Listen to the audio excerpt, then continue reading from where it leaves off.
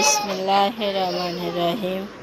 এখানে আমি মুরগির ডানা যাকে বলে উন্স, ইংলিশে উন্স নিয়েছি। মুরগির পাখনাগুলো নিয়েছি, নিয়ে আমি এখানে সয়া সস দিয়েছি, দেওয়ার পর লবণ আর আদা রসুন পেস্ট, আমার ঘরে যা সামগ্রী ছিল, তারপরে একটু হালকা চিনি দিয়েছি, মরিচের গুঁড়া, ধনিয়া জিরা, গোলমরিচ,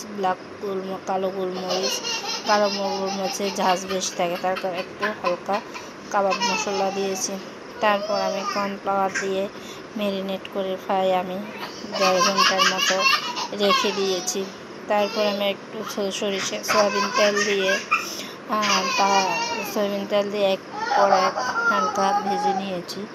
দেখেন ভালো হয়েছে, কারণ আমি আজ চিনিটা দেওয়াতে আমার তো সব রকমের সস নাই, মাস্টার সস সস নেই, তাই আমি এখানে আবার একটু চিনি দিয়েছি। চিনিটা ক্যারামেল করে হালকা তেল দিয়েছি, সয়াবিন তেল কালার জন্য। আর এর সাথে আমার নিজের হোমমেড টমেটো সসগুলো দিয়েছি। দেখছেন খুব সুন্দর কালার আসছে। তারপর সব কিছু একসাথে আমি মিক্স করে নিয়েছি। নেওয়ার পর আমি এখানে আগে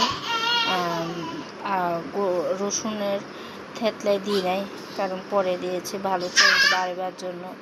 এরপর আমার সুইট চিলি ছিল নিজে হাতে বানানো, সেটা দিয়েছি, দিয়ে ভালো মতে আমি নেড়ে চেড়ে একদম খুবই সুন্দর কালার এবং খুবই টেস্ট হয়েছে।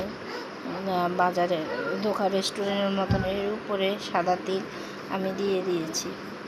এখানে আমার ঘরে সব কিছু দিয়ে